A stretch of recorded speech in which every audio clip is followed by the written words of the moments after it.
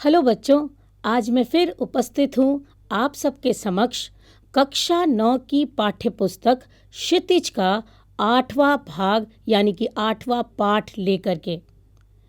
8वें पाठ का नाम है एक कुत्ता और एक मैना, जिसका पहला भाग हम पहले ही पढ़ चुके हैं।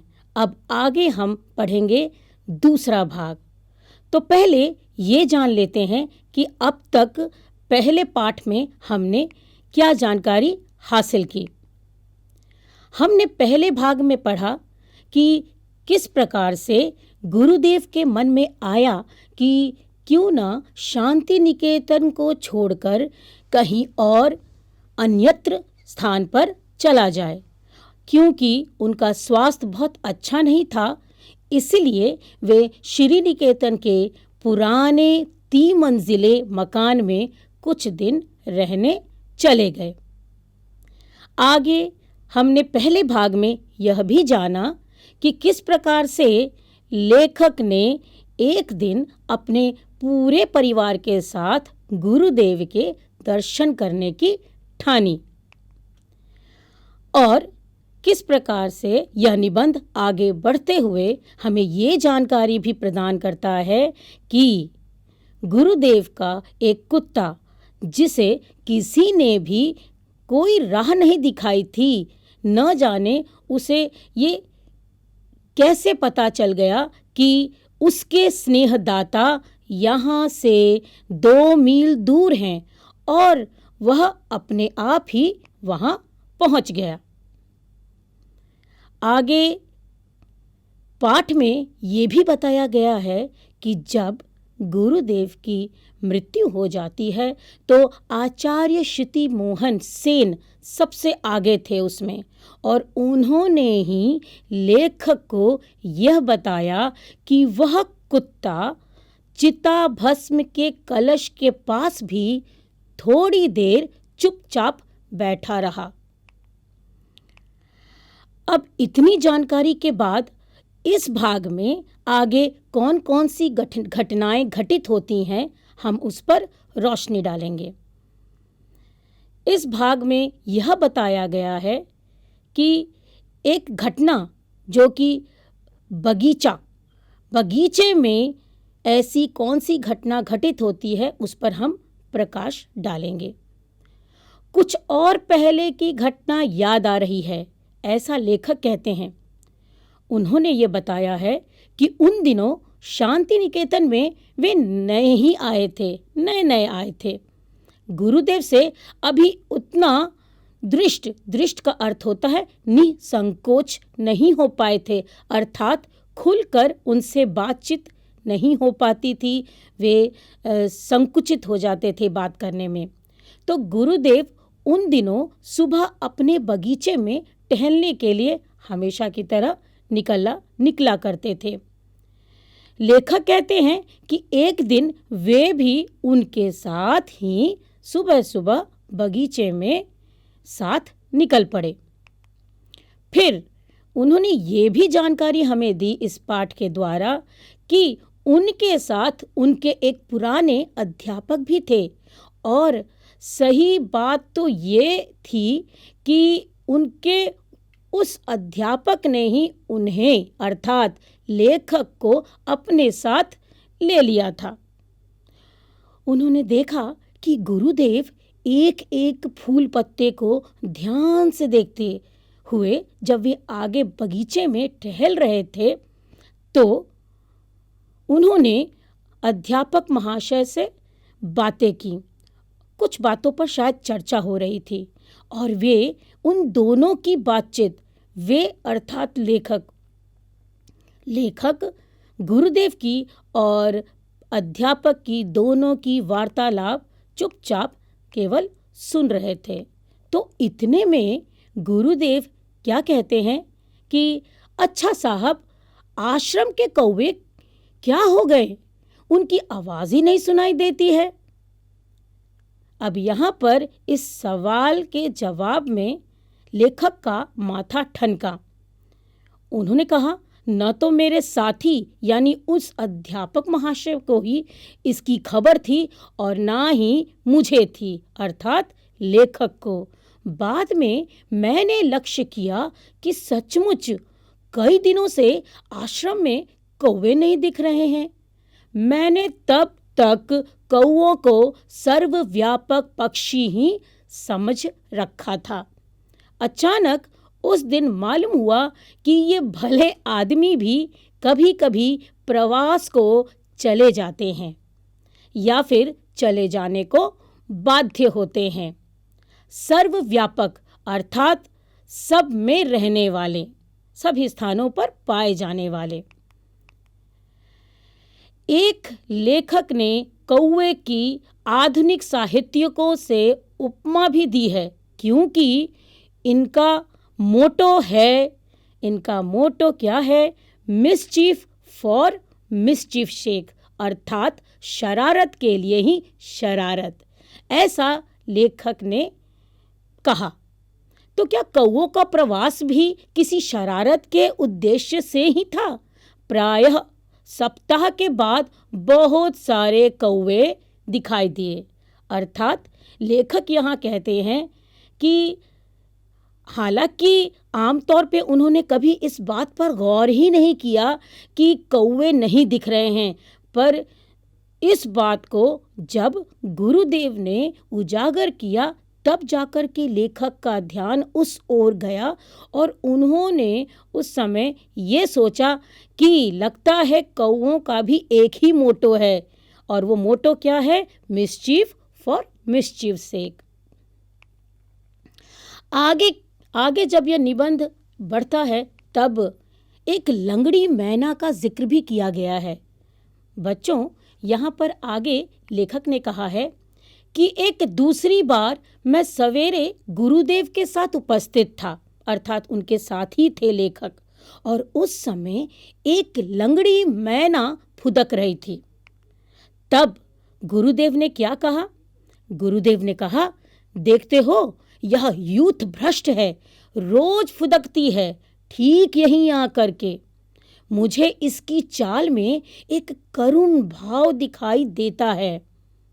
यहाँ पर मैं आपको बता दूं कि यूथ भ्रष्ट का अर्थ होता है झुंड से निकाला हुआ, जो अपने झुंड में ना हो। तो इस बात को गौर किया था गुरुदेव जी ने और उन्होंने इसे लेखक से बातचीत में ये बात बताई। गुरुदेव ने अगर कहना दिया होता तो मुझे उसका करुण भाव एकदम नहीं दिखता। मेरा अनुमान था कि मैना करुण भाव दिखाने वाला पक्षी है ही नहीं, वह तो दूसरों पर अनुकंपा ही दिखाया करती है।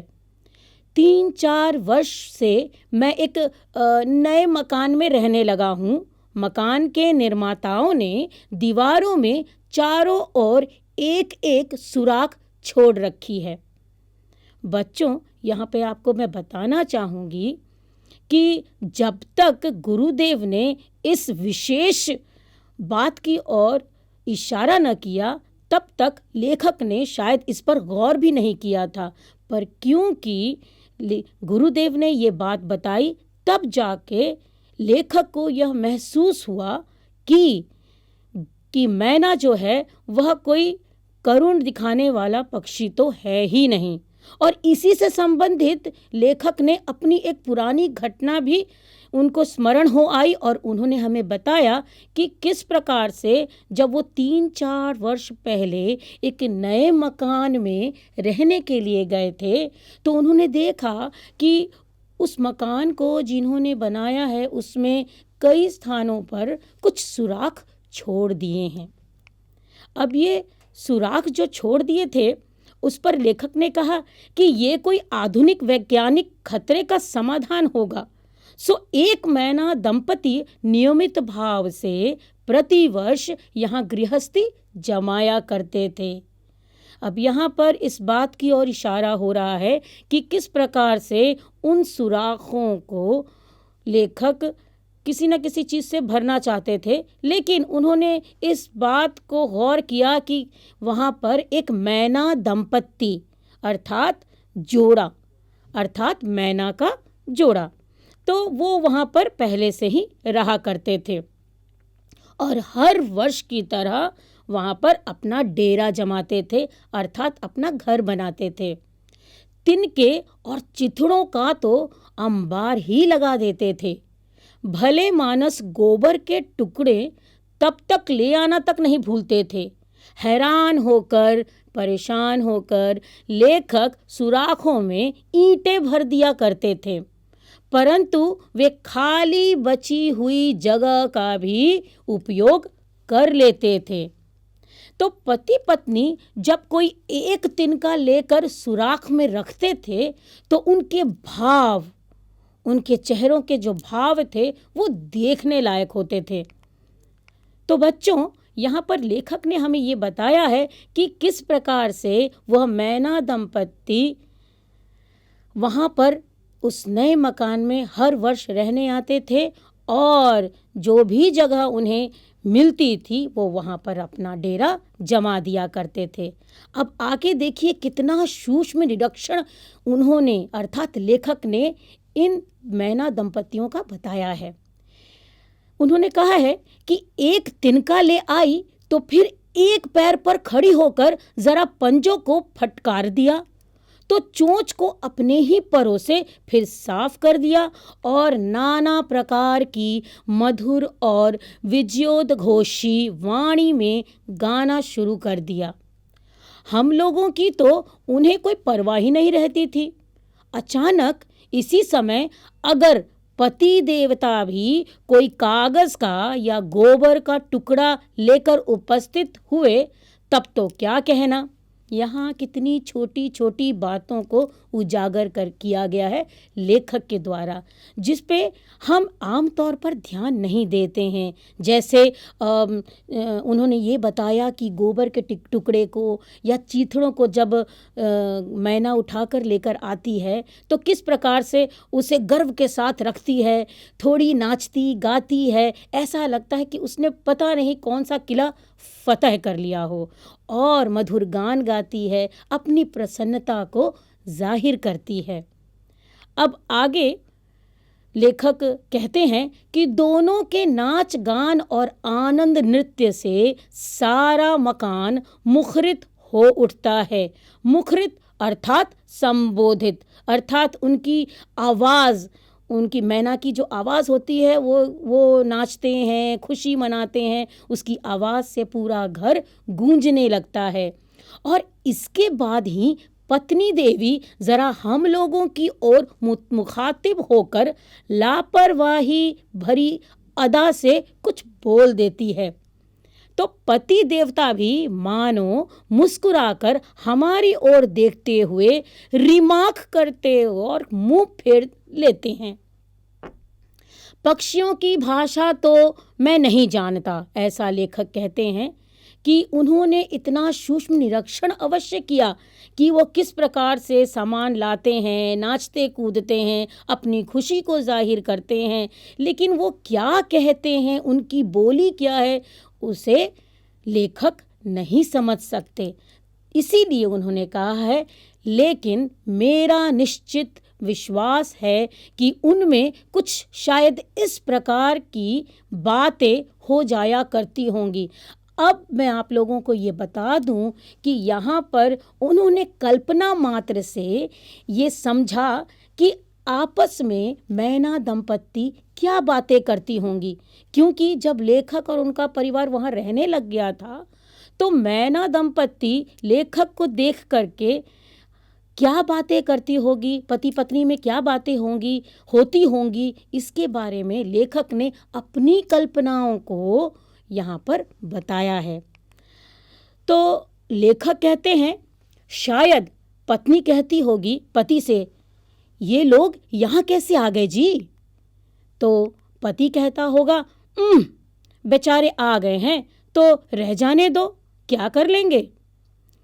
तब पत्नी कहती है, लेकिन फिर भी इनको इतना तो ख्याल होना चाहिए कि ये हमारा प्राइवेट घर है। पति कहते हैं, आदमी जो है इतनी अकल कहाँ। पत्नी कहती है, जाने भी दो। पति कहते हैं, और क्या, जाने दो। अब इस तरह के जो बातें लेखक ने अनुमान लगाई हैं उसे ही इस पाठ में बताया गया है। अब इस पाठ को आगे बढ़ाते हुए लेखक ने एक मैना के बारे में जिक्र किया था जिसे करुण मैना का नाम भी दिया गया है। इस प्रकार लेखक ने कहा कि इस प्रकार की मैना कभी करुण हो ही नहीं सकती। ये मेरा विश्वास ही नहीं था। गुरुदेव की बात पर मैंने ध्यान से देखा तो मालूम हुआ कि सचमुच ही उसके मुख पर एक करुण भाव था। शायद यह विदुर पति था जो पिछले स्वयंवर सभा के युद्ध में आहत और परास्त हो गया था। यहाँ पर ये दूसरी मैना की बात कर रहे हैं जो कि लंगड़ी थी, या फिर विधवा पत्नी होगी जो कि पिछले विडाल के आक्रमण के समय पति को खोकर युद्ध में ईषत चोट खाकर विहार एकांत कर रही है। यानी मैना के करुण भाव को गुरुदेव पहचानने की चेष्टा करते हैं। हाय, उसकी ऐसी दशा है। शायद इसी मैना को लक्ष्य करके गुरुदेव ने बाद में एक कविता लिखी थी। ऐसा लेखक हमें बता रहे हैं कि शायद हो न हो इसी मैना को देखकर ही गुरुदेव के मन में कुछ कविता की पंक्तियां उमड़ आई होंगी और उन्होंने कविता लिखी होगी, और तो और उन्होंने कुछ अंश को भी प्रस्तुत किया है। बच्चों, यहाँ पर बिड़ाल अर्थात विलाप और ईषत का अर्थ होता है थोड़ा। तो लेखक हमें कहते हैं कि उस मैना को क्या हो गया है, यही सोचता हूँ। क्यों वो दल से अलग होकर रहती है? पहले दिन जब देखा था तो सेमर की पेड़ के नीचे मेरे बगीचे में थी। जान पड़ता है जैसे वो एक पैर से लंगड़ा रही है। इसके बाद वे उसे रोज सवेरे देखते रहते थे। संगहीन अर्थात बिना साथी के, संगहीन होकर वह कीड़ों का शिकार करती फिरती है और ऊपर चढ़ जाती है, कभी बरामदे में बैठ जाती है, नाच गाकर वह चहलकदमी किया करती है। मुझसे जरा भी नहीं डरती, मुझसे अर्थात लेखक से। क्यों है ऐसी इसकी दशा?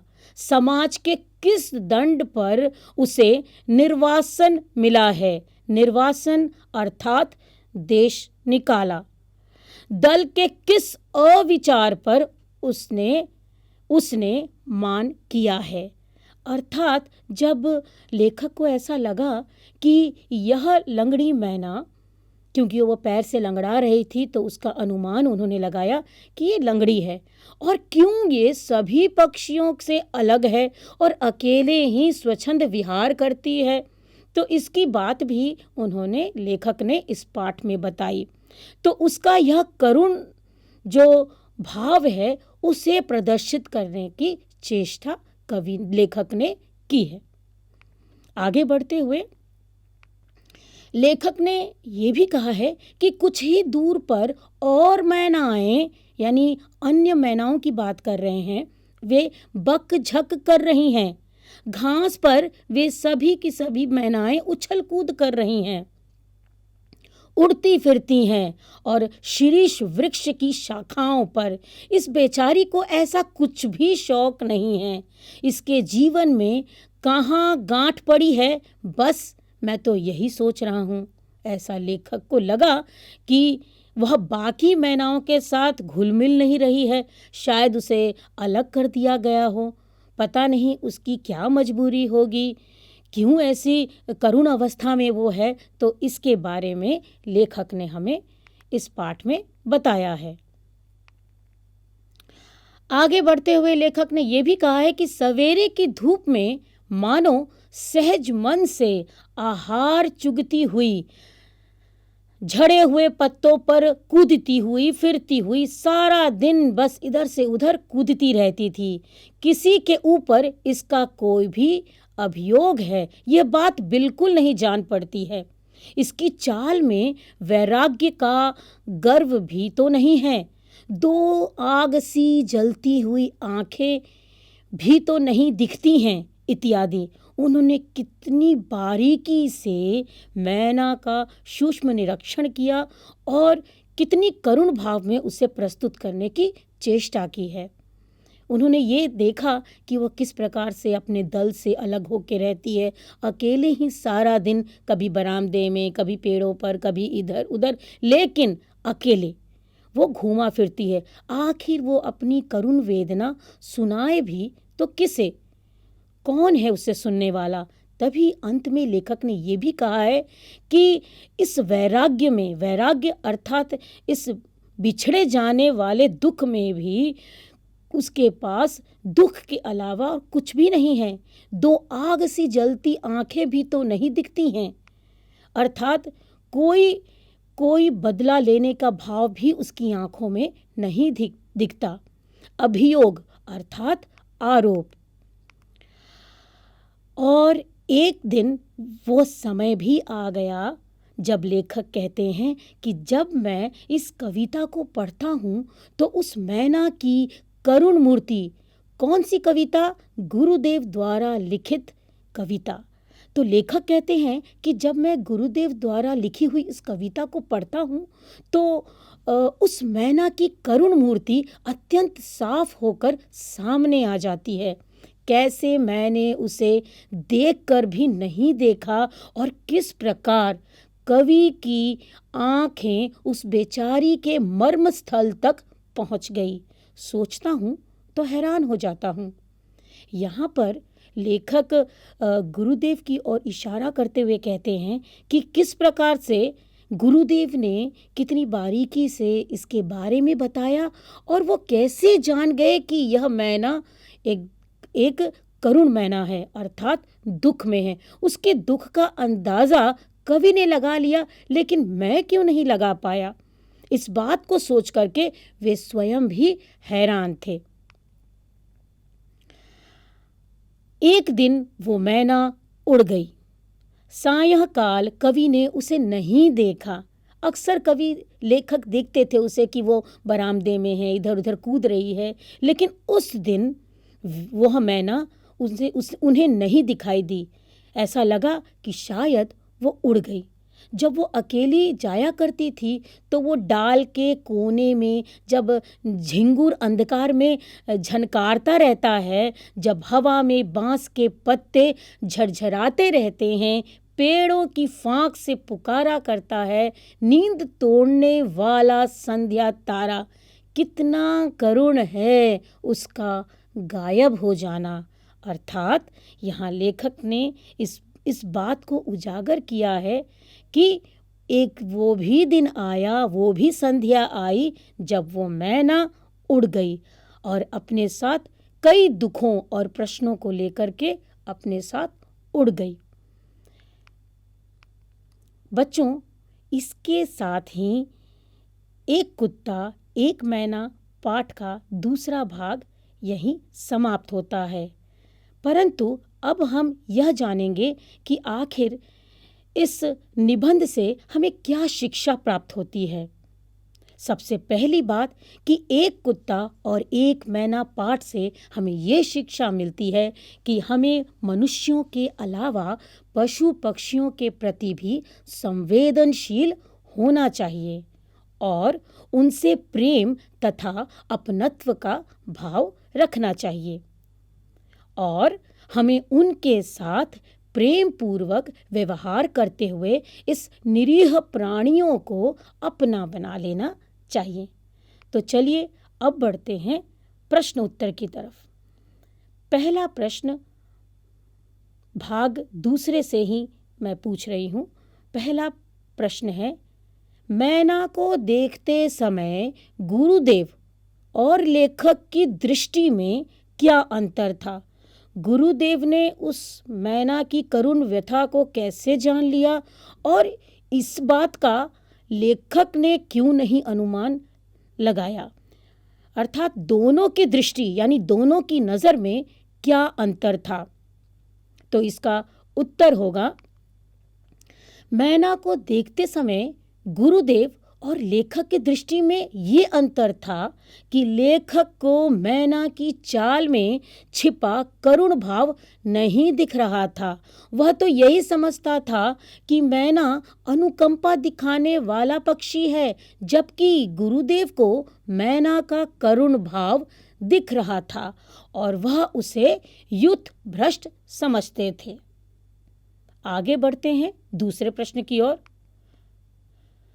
गुरुदेव ने एकांत विहार करने वाली मैना तथा अन्य मैनाओं के बारे में क्या लिखा इस पाठ में? किस प्रकार से दोनों विपरीत थीं, अलग अलग थीं, यानी वो मैना अकेले रहा करती थी और अन्य मैनाएं किस प्रकार का व्यवहार करती थी, इस पाठ से संबंधित हमें उत्तर लिखना होगा। तो इसका उत्तर होगा कि गुरुदेव ने लिखा कि वो मैना जो एकांत विहार कर रही है, एक पैर से लंगड़ा रही है। वह अपने दल से अलग होकर कीड़ों का शिकार करती है और पेड़ के गिरे पत्तों पर भी फुदकती है। और देखा जाए तो इसके विपरीत अन्य मैनाएं कुछ दूरी पर शीरीष के वृक्ष की शाखाओं पर बकझक कर रही थी और वे हरी घास पर उछल कूद कर रही थी तथा प्रसन्नचित्त भी थी। आगे बढ़ते हैं अगले प्रश्न की ओर। गुरुदेव द्वारा लिखी गई कविता पढ़कर मैना के बारे में लेखक की सोच में क्या बदलाव आया?